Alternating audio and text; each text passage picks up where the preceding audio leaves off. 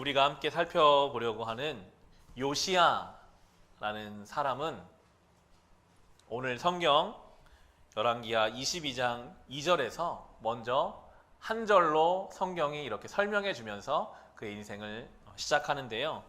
우리가 읽은 본문 22장 2절을 보시면 요시야의 인생을 성경이 이렇게 요약해 주고 있습니다. 요시야는 주님께서 보시기에 올바른 일을 하였고 그의 조상 다윗의 모든 길을 본받아 곁길로 빠지지 않았다라고 그의 인생을 설명해 줍니다. 지금 우리 성경에 곁길로 빠지지 않았다라는 것은 원문을 보거나 우리가 익숙한 개역 성경을 보면 좌로나 우로나 치우치지 않았다라는 표현인데요. 사실 요시야라는 이 인생은 곁길로 빠지기 쉬운 상황 가운데 있었습니다. 요시야는 한 나라의 왕이었습니다. 왕은 자기 하고 싶은 대로 할 수 있는 것이 왕입니다. 그래서 열왕기를 보면요, 왕들이 제대로 신앙생활을 못하는 경우가 많아요. 하나님 필요 없거든요. 자기 마음대로 자기 뜻대로 결정하고 판단하고 뭐든지 할 수 있는 것이 왕인데, 그래서 많은 인생들이 왕이 되면 하나님을 떠나는 일도 많았는데, 그래도 요시야는 자기가 왕이지만 하나님을 기억하며 살았습니다. 우리의 인생은 우리가 왕으로 여기고 살 때가 많죠. 내가 결정하고 내가 판단하면 되지, 내 인생인데 내가 원하는 대로 하면 되지, 이럴 때가 있는데요. 성경을 보면요, 하나님은 선택하게 하시고 그 선택에 대한 책임을 반드시 물으시더라고요. 우리 인생도 마찬가지일 것입니다. 하나님이 우리가 선택하고 결정한 것들에 대해서 언젠가 물으실 때가 있음을 우리는 기억하며 이 길을 가야 합니다. 특별히 이 요시야는 영적으로 참 어두운 때를 살았습니다. 요시야의 할아버지가 므낫세인데요. 므낫세는 이스라엘 역사 중에서도 가장 악한 왕 중에 하나로 들어갑니다. 그 너무나 악행을 행해서 이스라엘 망하는 데 역할을 했던 것이 므낫세, 바로 요시야의 할아버지고, 그의 아버지 아몬도 똑같이 악한 행실을 했던, 그래서 영적인 흐름이 안 좋은 대로 흘러오는 과정에 있었습니다. 므낫세가 얼마나 악했는지 21장 2절을 한번 보실까요? 그의 할아버지 요시야의 할아버지 므낫세 때의 치세가 이러했습니다. 21장 2절을 보시면, 므낫세는 주님께서 보시기에 악한 일을 하였다. 그는 주님께서 이스라엘 자손이 보는 앞에서 쫓아내신 이방 사람들의 역겨운 풍속을 따랐다. 4절을 보시면, 또 그는 주님께서 일찍이 내가 예루살렘 안에 나의 이름을 두겠다 하고 말씀하신 주님의 성전 안에도 이방신을 섬기는 제단을 만들었다라고 나와요. 이 성전 안에 이방신을 섬기는 제단을 만들었어요.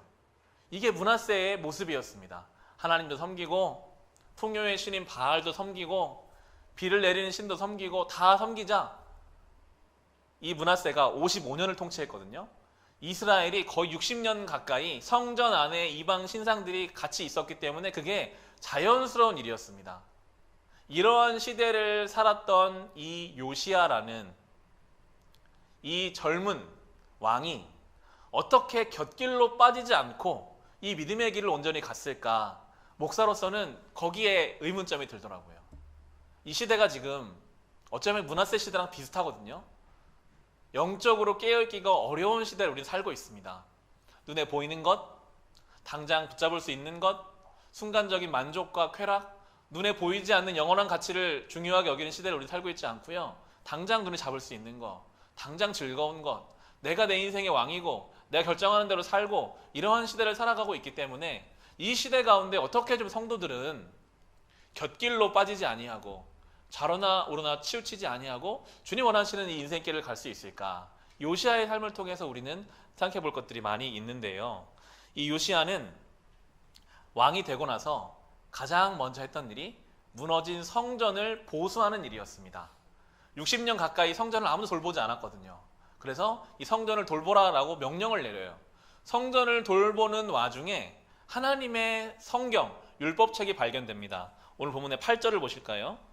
22장, 열왕기하 22장 8절을 보시면, 힐기야 대제사장이 사반 서기관에게 주님의 성전에서 율법책을 발견하였다고 하면서 그 책을 사반에게 넘겨주었으므로 사반이 그 책을 읽어 보았다라고 나옵니다. 심지어 대제사장도요, 하나님 율법책을 못 보고 있고 보지 않던 시대였어요. 성전 안에도 이 율법책이 숨겨져 있는 시대였어요. 말씀이 드러나지 않은 시대. 하나님은 알지만, 성전은 있지만 하나님 말씀은 전혀 드러나지 않고 읽혀지지 않고 묵상되지 않는 시대가 바로 이 악한 이스라엘 시대였습니다. 이때 하나님 말씀이 드디어 하나님을 사랑하는 요시야에게 나타나기 시작하고요. 그 반응이 10절과 11절에 보시면 사반 서기관은 왕에게 hil기야 대제사장이 자기에게 책 한 권을 건네주었다고 보고한 다음에 그 책을 왕 앞에서 큰 소리로 읽었다. 왕이 그 율법책의 말씀을 듣고는 애통해하며 자기의 옷을 찢었다라고 나옵니다. 그 율법책을 듣고 나서 반응을 합니다. 요시야가 자기 옷을 찢어요. 옷을 찢는다는 의미는 그 마음에 큰 충격이 있었고 마음으로 영혼 깊숙이 회개했다는 것을 뜻합니다. 말씀을 들어보니까요, 자기 인생이 너무나 많은 걸 놓치고 있었거든요. 이 나라가 왜 지금 이렇게 어려운 상황 가운데 있는지를 하나님 말씀 보니까 알겠거든요. 어떻게 돌이킬 수 있을까? 애통하는 마음, 안타까운 마음을 하나님 말씀 앞에 지금 꺼내어 보이고 있습니다. 그리고 이렇게 말해요. 13절을 보시면 그대들은 주님께로 나아가서 나를 대신하여 그리고 이 백성과 온 유다를 대신하여 이번에 발견된 이 두루마리의 말씀에 관하여 주님의 뜻을 여쭈어 보도록 하시오. 우리의 조상이 이 책의 말씀에 복종하지 아니하고 우리들이 지키도록 규정된 이 기록대로 하지 않았으므로 우리에게 내리신 주님의 진노가 크오라고 하면서 하나님 말씀에 반응합니다. 우리가 이 말씀을 따르지 않았다. 이 말씀을 몰랐다. 이 말씀을 놓치고 살았다. 이제부터라도 이 하나님의 진노를 돌이키기 위해서 우리가 주님 앞에 이 말씀 붙잡고 나아가야 한다라고 하나님 말씀 반응하는 신앙을 보여주고 있습니다. 여러분은 어떠신가요? 하나님의 말씀 앞에 이 옷을 찢는 심정으로 반응하고 계신가요?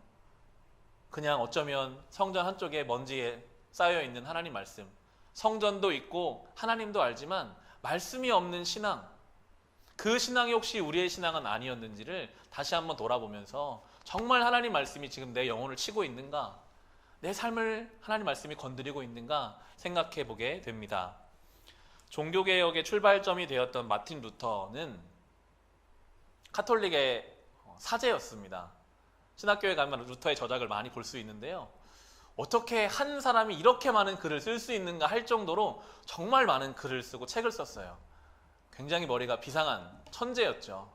그런데 루터는 어렸을 때부터 영적인 갈급함이 있었습니다. 죄의 문제, 영혼의 문제 해결받을 수 없거든요. 결국에 사제가 됐는데도 해결되지 않는 갈급함이 루터에게 있었습니다. 그의 일화 중에 이런 일화가 있는데 제가 소개해드리겠습니다. 28개의 대리석 계단으로서 빌라도 계단이라고 부르는 계단이 있었다.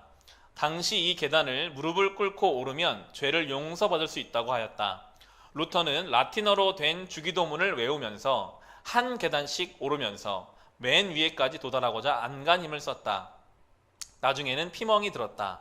루터는 죄사함 받기 위해서 이러한 일들을 해보았는데도 여전히 남아있는 문제는 나의 죄를 용서받았다는 확신이 없는 것이었다. 당연히 기쁨이나 평강도 없었고 구원의 확신도 없었다. 루터는 자기의 괴로운 영을 만족시킬 영적인 평안도 얻지 못했다라고, 그가 얼마나 내적 고통이 심했는지, 고행을 하고 그 무릎으로 계단을 올라가면서 어려운 라틴어로 주기도문을 외워도 무릎이 다 피멍이 들어도 해결되지 않는 그 영혼과 구원의 문제. 그런데 루터가요, 이 로마서를 강해할 일이 있어서 로마서를 묵상하는 중에 로마서 1장 17절 말씀을 통해서 회심을 했다라는 내용이 있습니다. 로마서 1장 17절에 이렇게 나오거든요. 하나님의 의가 복음 속에 나타납니다. 이 일은 오로지 믿음에 근거하여 일어납니다.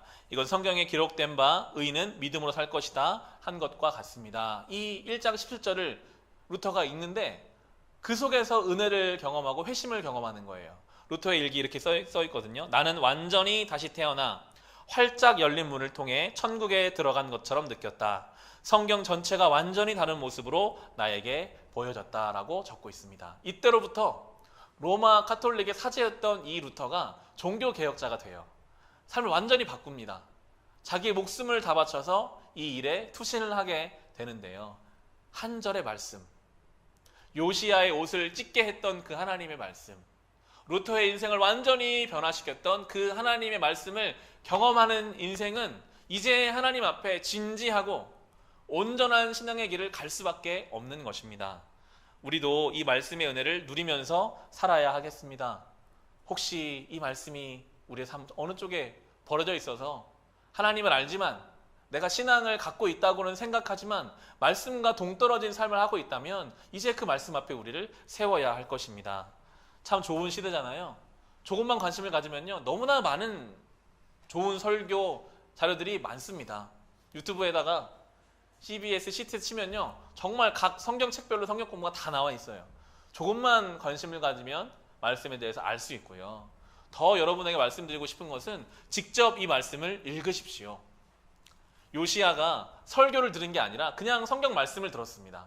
그런데 그 말씀 중에 많은 것을 깨달았어요. 루터가 아무리 가톨릭 성당에서 말하는 것들을 들어도 깨달아지지 않던 것이 그냥 로마서 말씀을 읽기만 했는데 그 말씀이 주시는 감동으로 새로운 것을 깨닫고 그 인생을 바꾼 것처럼 하나님 말씀 앞에 시간을 내십시오. 우리가 1년 동안 성경 읽기를 시작해서 이제 6개월 되어 가거든요. 하루에 10분, 15분 말씀을 읽는 게 정말 신앙적 도움이 되더라고요. 저는 목사잖아요. 신학교를 나오고 성경을 읽는 게 일인 사람인데도 꾸준히 말씀을 읽는 것이 쌓이고 쌓이니까요, 분명하게 영적 건강함을 누리는 것을 알 수 있습니다. 육신의 건강함도요, 우리가 운동하기 위해서 레슨도 받고 프로그램에 참여도 하고 돈도 내고 절대적인 시간을 내야 건강해지는 것과 똑같습니다. 영혼의 건강함이 왜 내가 요즘 믿음이 없는 것 같지? 왜 내 기도가, 왜 내 찬송이, 왜 내 예배의 감격이 없을까? 하나님 앞에, 말씀 앞에 우리가 세워져야 그 말씀이 우리를 치고 그 말씀에 반응하고 우리가 그렇게 주님 앞에 나아갈 수 있는 것입니다. 요시야 한 사람이 말씀의 은혜를 경험하면서부터 이스라엘이라는 공동체 자체의 영향력이 흘러가기 시작합니다.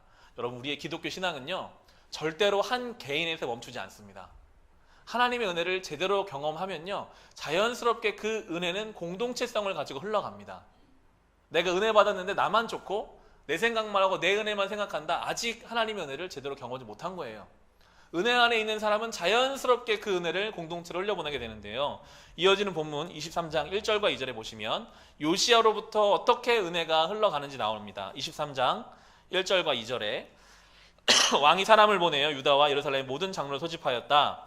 왕이 주님의 성전에 올라갈 때에 유다의 모든 백성과 예루살렘의 모든 주민과 제사장들과 예언자들과 어른으로부터 아이에 이르기까지 모든 백성이 그와 함께 성전으로 올라갔다. 그때 왕은 주님의 성전에서 발견된 언약책에 적힌 모든 말씀을 크게 읽어서 사람들에게 들려주도록 하였다라고 나옵니다.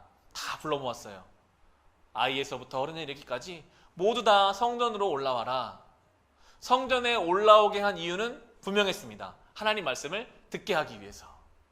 성전으로 올라가는 이유, 성경이 말해주고 있습니다. 하나님 말씀 앞에 서서 주의 말씀을 듣기 위함이 성전에 올라가는 이유입니다.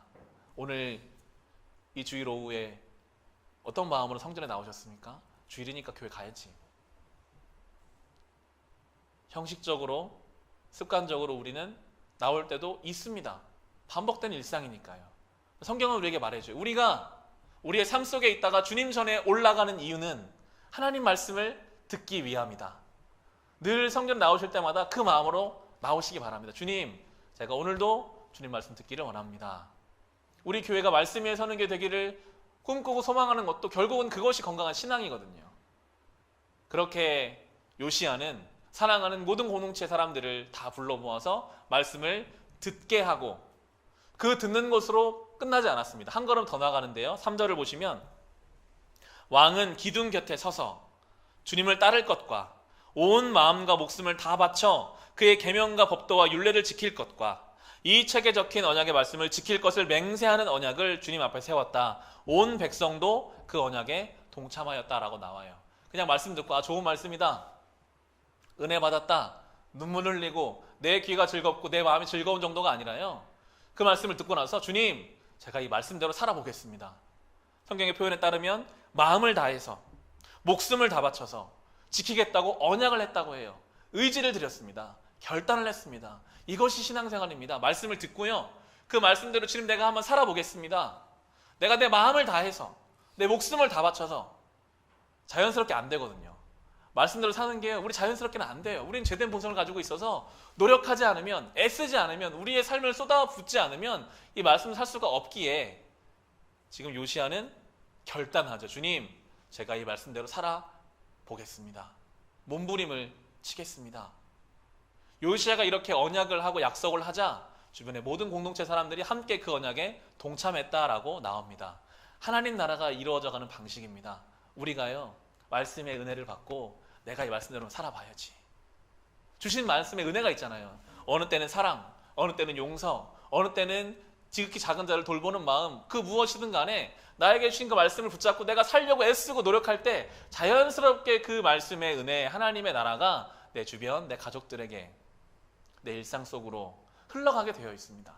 이것이 건강한 신앙생활하는 방법이라고 성경이 오늘 우리에게 이야기를 해주고 있습니다. 이렇게 온 공동체가 하나님 앞에 결단을 하고 나서부터 요시야가 한 행동 첫 번째는 우상들을 없애는 일이었습니다. 앞서 이야기한 것처럼 므낫세 치세에 성전 안에도 이방 신상들이 가득했습니다. 하나님 보실 때는 말도 안 되는 일인데 60년을 그렇게 하다 보니까 모든 사람들이 다 자연스러운 일이었어요. 몰랐어요. 죄인지도 모르고 자연스러운 일. 하나님도 섬기고 세상도 섬기고 이방 신상도 섬기고 이런 일들 가운데, 그런데 요시야가 말씀의 은혜를 받고 나니까요, 보이는 거예요. 이게 아니구나. 잘못해왔구나. 없애야겠다. 중단해야겠다. 하지 말아야 할 것들을 하지 않는 것을 요시야가 시작합니다.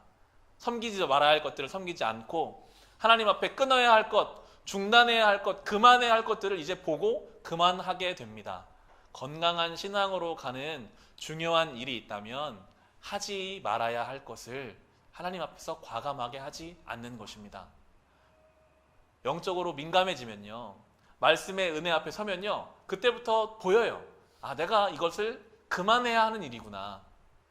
몰랐는데, 아무 생각 없이 그렇게 살아왔었는데, 내가 했던 말, 나의 태도, 마음가짐, 물질을 향한 생각들, 교회와 여러 가지 나의 삶의 요소 가운데서 알 수 있습니다. 아, 이건 내가 이제 그만해야겠다. 하나님, 이제 내가 중단합니다. 그만하겠습니다. 과감하게 잘라내겠습니다. 이렇게 하지 않는 것을 하지 않는 것, 그것이 신앙의 중요한 부분이고요. 또 한 가지는 해야 할 것을 합니다. 21절, 22절을 보시면요, 6월절을 지키는 얘기가 나오거든요. 왕이 온 백성에게 명령을 내렸다. 이 언약책에 기록된 대로 주 당신들의 하나님께 감사드리는 6월절을 준비하십시오. 사사들이 이스라엘 다스렸던 시대로부터 이스라엘과 유대 왕들의 시대에 이르기까지 어느 시대에도 이와 같은 6월절을 지킨 일은 없었다라고 나와요. 6월절, 어린 양의 피를 문 임방과 문설주에 발라놓으면 그 출애굽하던 그날 밤에 죽음의 영이 그 집은 넘어갔다. 하나님이 그때로부터 6월절을 지키라라고 말씀하셨는데 오늘 성경에 따르면 사사시대부터 아무도 안 지켰어요. 아, 그냥 그랬었지, 그런 일이 있었지, 이렇게 생각만 했지 실제로 그 일을 행한 사람이 없었다라고 나옵니다. 요시야 때 처음 그 일이 이루어졌다라고 나와요.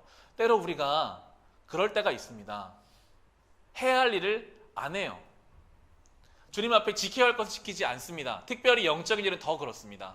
6월절 안 지켜도 살 수 있거든요. 6월절 지키는 거 귀찮거든요.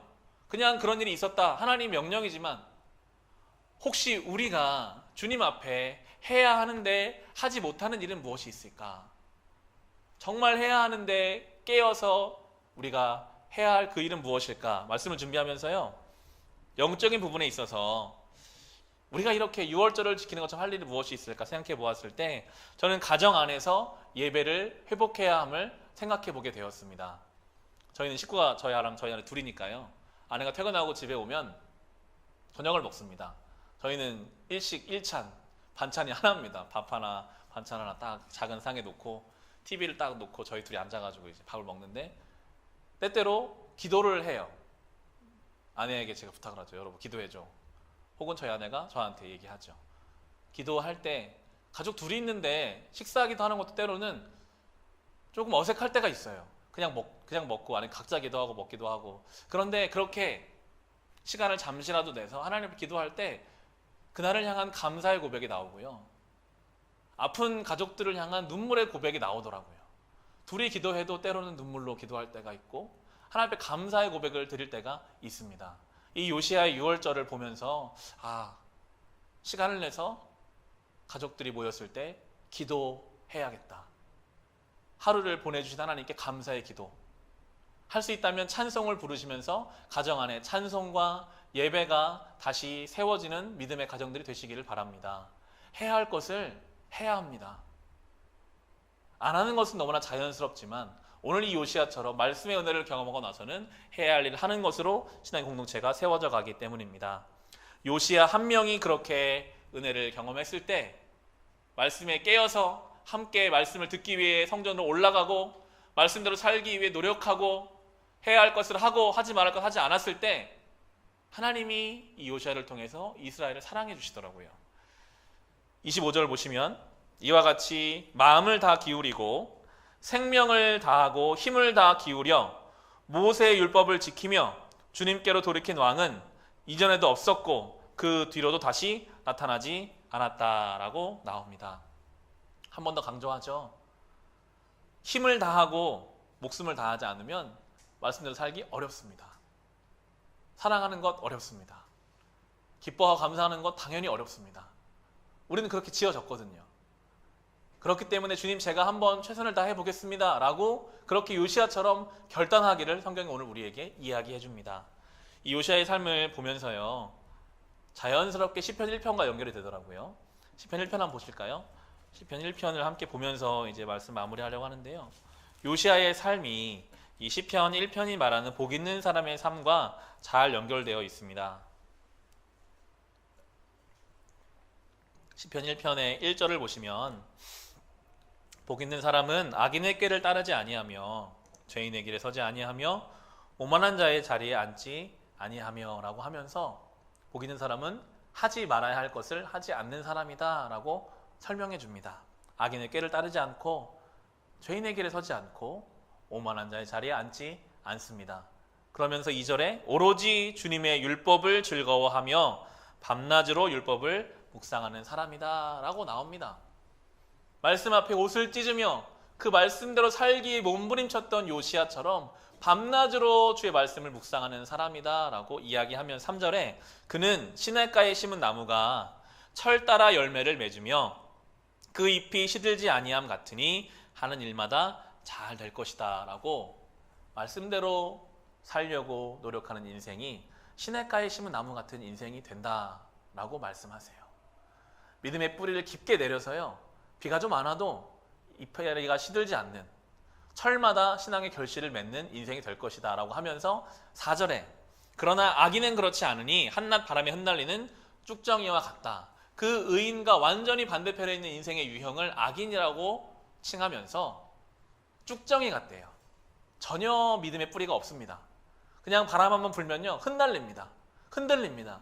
인생의 바람 한번 불면 아무것도 지탱할 힘도 없이 염려와 근심과 비판으로 모든 것이 흔들리는 그 쭉정이 같은 인생이 될 것이다 라고 우리에게 이야기하면서요 믿음의 뿌리를 깊게 내리라고 권면하고 있습니다.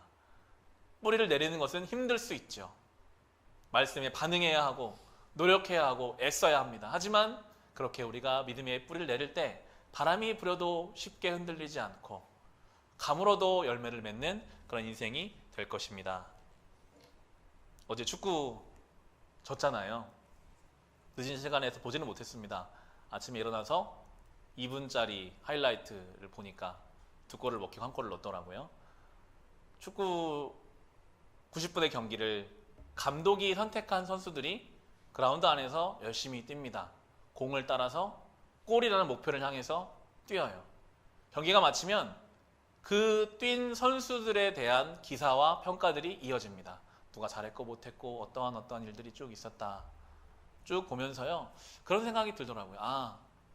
인생이라는 경기 안에 하나님이 나를 뛰게 하셨는데 그렇죠? 우린 정신 차려보니까 어느새 이 인생이라는 경기를 뛰고 있습니다. 축구공이 우리 눈앞에 놓여져 있고요. 어떤 인생 목표를 향해 우리는 달려갑니다. 어느 때는 아무것도 생각하지 못하고 그냥 공만 보고 따라갈 때도 있고요. 분명한 것은 경기에 끝이 있다는 것입니다.